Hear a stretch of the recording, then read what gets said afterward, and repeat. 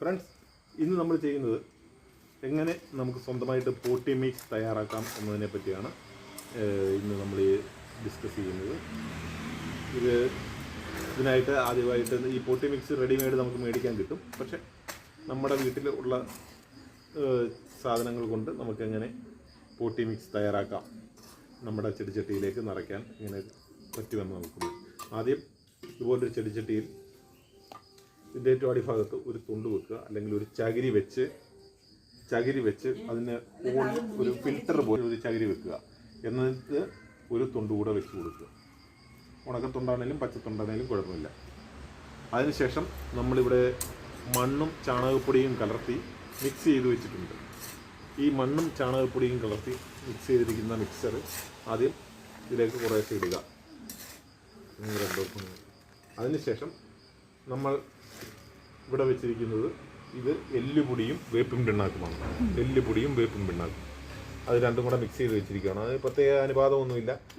ഇച്ചിരി വേപ്പിൻ പിണ്ണാക്ക് കുറച്ചും എല്ലുപൊടി ഒരു സ്വല്പം കൂട്ടിയുമാണ് എടുത്തിരിക്കുന്നത്. ഈ വേപ്പിൻ പിണ്ണാക്ക് ഇതിനകത്തിലെ ചെറിയ ഒരു അണുനാശിനിയായിട്ടും വളമായിട്ടും ഇത് വർക്ക് ചെയ്യും. ആദ്യം ഇത് നമ്മുടെ തൊണ്ട് മറയത്തക്ക രീതിയിൽ ഇത് ഈ മണ്ണും ചാണകപ്പൊടിയും, ഉണക്ക ചാണകപ്പൊടിയും, ഇത് മണ്ണ് തണലത്തുണക്കിയതാണ്. ഇത് രണ്ടും കൂടെ മിക്സ് ചെയ്ത് നല്ലോണം തണലത്തുണക്കിയ മണ്ണാണ്.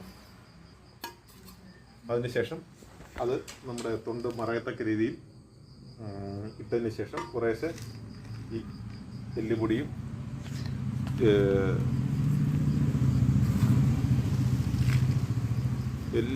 മിശ്രിതം കുറേശ്ശെ ഇട്ട് കൊടുക്കുക. അതിനുശേഷം വീണ്ടും കുറച്ച് ചാണകപ്പൊടി മണ്ണ് കലർന്ന മിശ്രിതം വീണ്ടും ഇടുക. ഇപ്പോൾ ഏകദേശം ഇത് തണലത്തുണക്കിയിരിക്കുന്നത് കൊണ്ട് കുറച്ച് വെള്ളം കൂടി ഇടയ്ക്കിടയ്ക്ക് തളിച്ചു കൊടുക്കുന്നത് നല്ലതായിരിക്കും. ഇല്ലെങ്കിൽ അവസാനം ഒന്നിച്ചൊഴിച്ച് വെള്ളം വെച്ചാലും മതി. ഇതിൽ അല്പം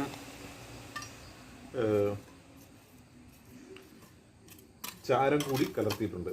ചാരം പൊതുവെ ഈ വളർച്ചയെ, ചെടിയുടെ വളർച്ചയെ മുരടിപ്പിക്കും സ്വല്പം. അതുകൊണ്ട് സ്വല്പം എന്ന് വെച്ചാൽ കണ്ടമാനം ചെടി വളർന്നങ്ങ് പോകാതിരിക്കാൻ വേണ്ടി അല്പം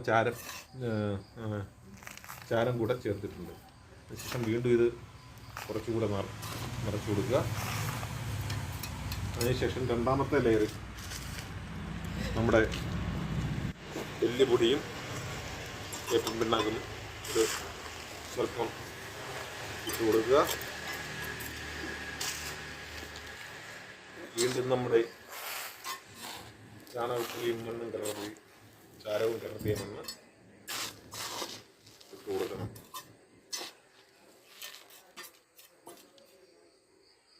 അതിന് ശേഷം ബാക്കി വന്നതെല്ലാം ചാണകപ്പൊടിയും അല്ലെങ്കിൽ നമ്മൾ തയ്യാറാക്കി വെച്ചിരിക്കുന്ന എല്ലുപൊടി,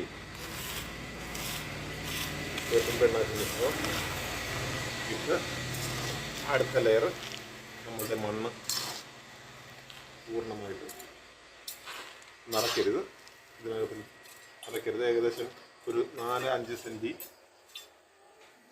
താഴെ നിൽക്കണം. അതായത് ചട്ടിയുടെ ഫുള്ള് നിറയ്ക്കാതെ 4-5 സെൻറ്റി അതിനകത്ത് നിറയ്ക്കുക. അതിനുശേഷം മുകളിൽ അല്പം ചാണകപ്പൊടി വിതറി കൊടുക്കുക. നല്ലതുപോലെ നിറച്ച് വെള്ളം ഒഴിച്ചിടുക. ഈ ഉണങ്ങിയ മണ്ണായതുകൊണ്ട് ഈ മണ്ണും ചാണകവും നിറച്ച് വെള്ളം ഒഴിച്ച് ഇത് നല്ലോണം കുടിക്കും. ഏകദേശം ഒരു ദിവസം ഇത് തണലത്ത് പറ്റുമെങ്കിൽ അടച്ചു വെച്ചാൽ നല്ലതായിരിക്കും. അടച്ചു വെക്കുക. അതിനുശേഷമേ നമ്മുടെ ചെടികൾ ഇതിൽ നടാൻ പാടുള്ളൂ. നല്ലതുപോലെ ഇനിയും ഇത് വെള്ളം ഒഴിക്കുമ്പോൾ കുറച്ചുകൂടെ മണ്ണ് താഴോട്ട് കുറഞ്ഞെന്ന് വരും. അപ്പോൾ ഒരു അല്പം മണ്ണ് ആവശ്യത്തിന് നമ്മൾ കൂട്ടിക്കൊടുത്താൽ മതി.